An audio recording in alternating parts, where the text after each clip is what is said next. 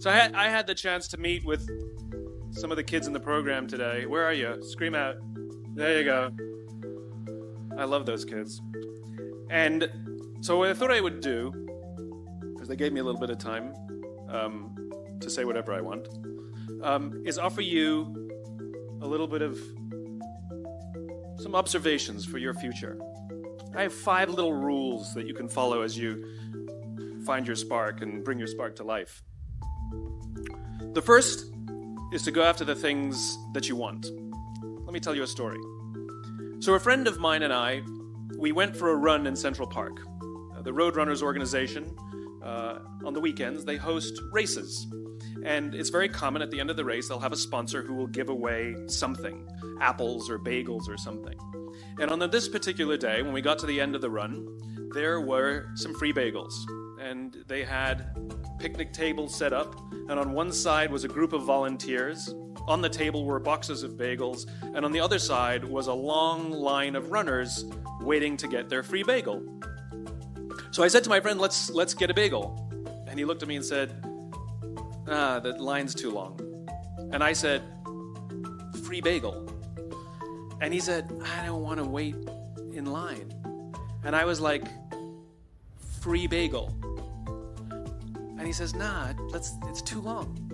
And that's when I realized that there's 2 ways to see the world. Some people see the thing that they want, and some people see the thing that prevents them from getting the thing that they want. I could only see the bagels. He could only see the line.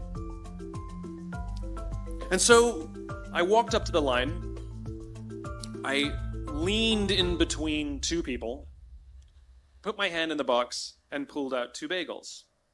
And no one got mad at me. Because the rule is, you can go after whatever you want. You just cannot deny anyone else to go after whatever they want. Now, I had to sacrifice choice. I didn't get to choose which bagel I got. I got whatever I pulled out. But I didn't have to wait in line. So the point is you don't have to wait in line. You don't have to do it the way everybody else has done it. You can do it your way. You can break the rules. You just can't get in the way of somebody else getting what they want. That's rule number 1. Rule number 2. I like this one. In the 18th century, there was something that spread across Europe and eventually made its way to America called puerperal fever, also known as the Black Death of childbed. Basically what was happening is women were giving birth and they would die within 48 hours after giving birth. This Black Death of childbirth was the ravage of Europe, and it got worse and worse and worse over the course of over a century. In some hospitals, it was as high as 70% of women who gave birth who would die as a result of giving birth. But this was the Renaissance. This was the time of empirical data and science, and we had thrown away things like tradition and mysticism. These were men of science. These were doctors. And these doctors and men of science wanted to study and try and find the reason for this Black Death of childbed, and so they got to work studying, and they would study the corpses of the women who had died. And in the morning they would conduct autopsies, and then in the afternoon they would go and deliver babies and finish their rounds.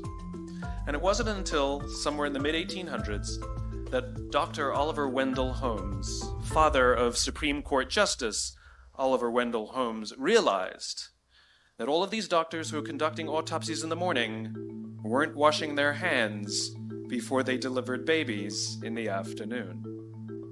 And he pointed it out and said, guys, you're the problem.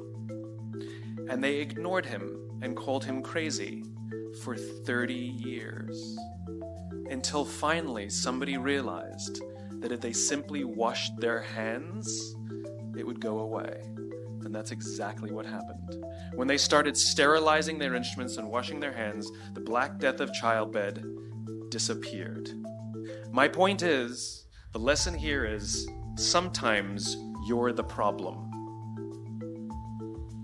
We've seen this happen all too recently with our new men of science and empirical studiers, these men of finance.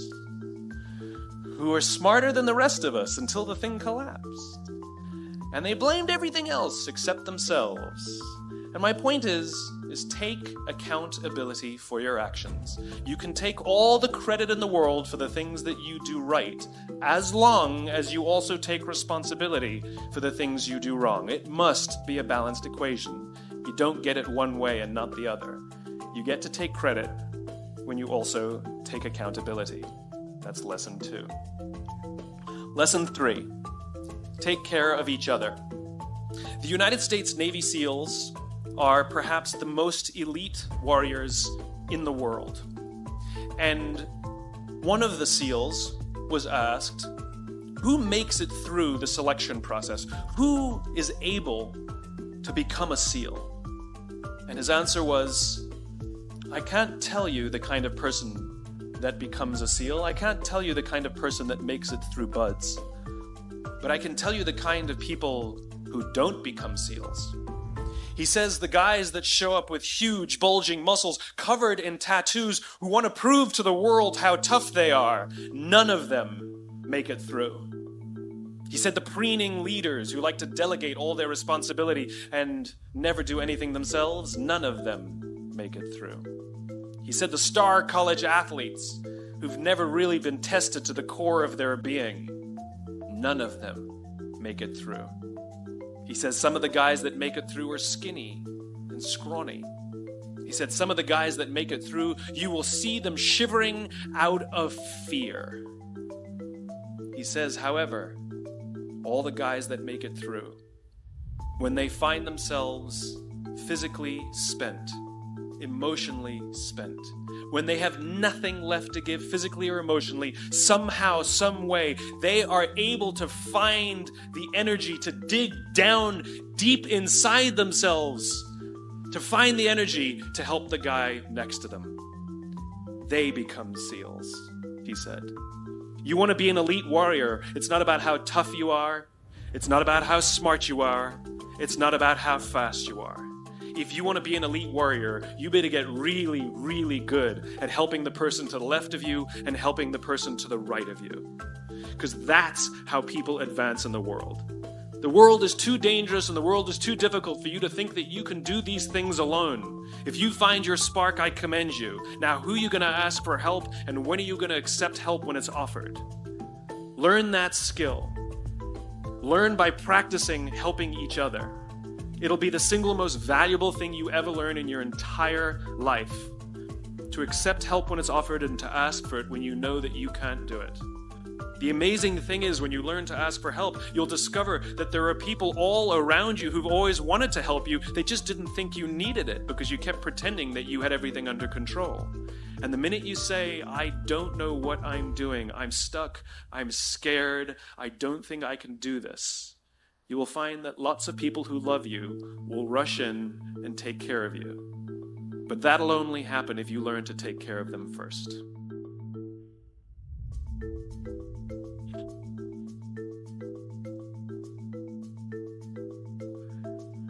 Lesson 4.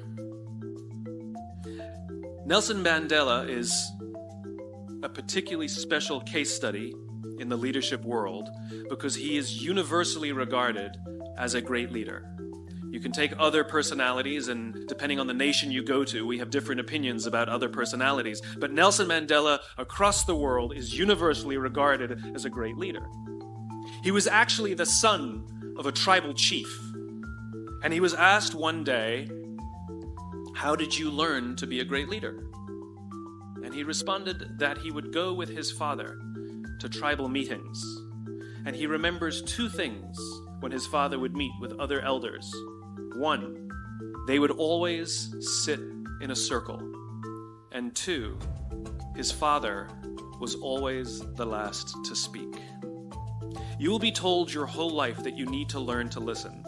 I would say that you need to learn to be the last to speak. I see it in boardrooms every day of the week.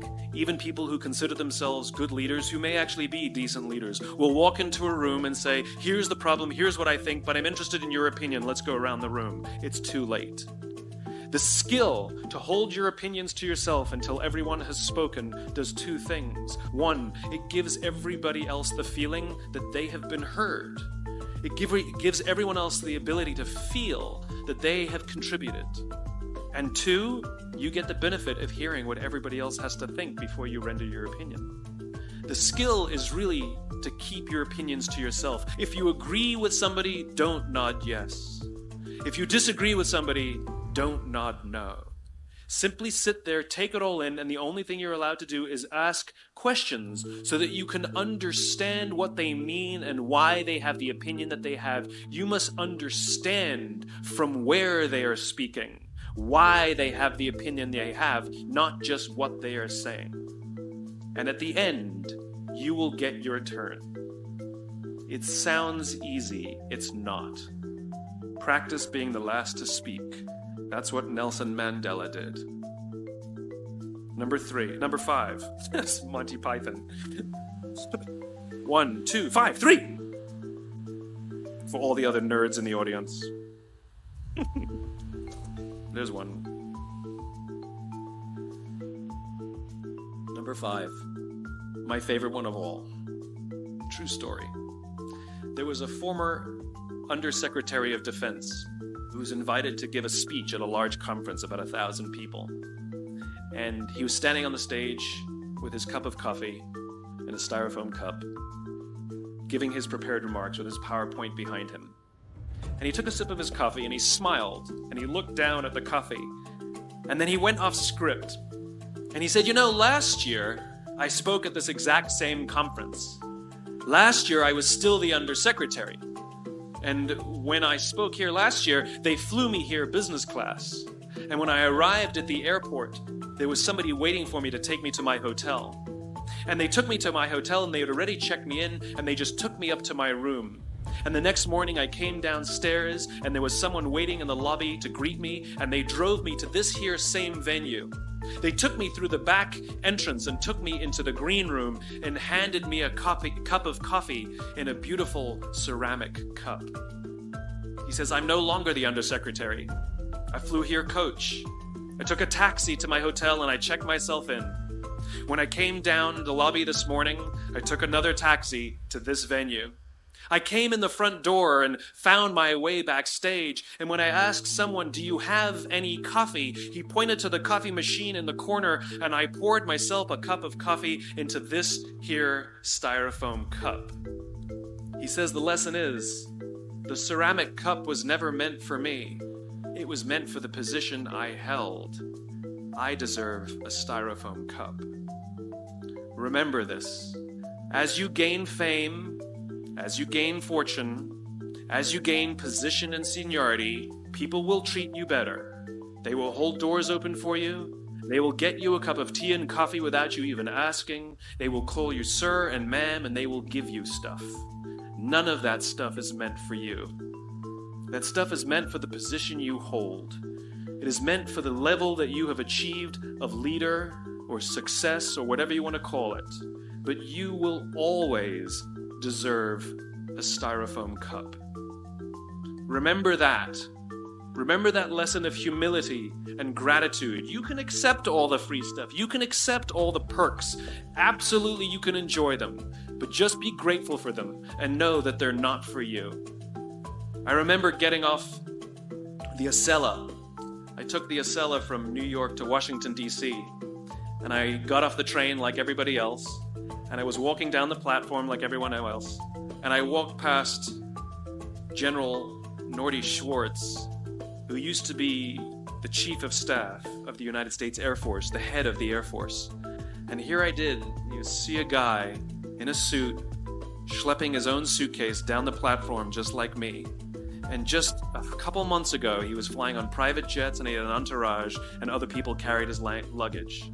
But he no longer held the position. And so now he got to drag his own suitcase. And never did it sort of remind me more that none of us deserve the perks that we get. We all deserve a styrofoam cup. It was a pleasure meeting you guys this afternoon. I was blown away by your honesty and your curiosity and your poise And I am confident that the future is bright, despite the fact that America looks like an absolute mess right now. I am confident that the future is bright for one reason and one reason only, because you will grow up and you will be our future. Thank you very, very much, guys. You're wonderful.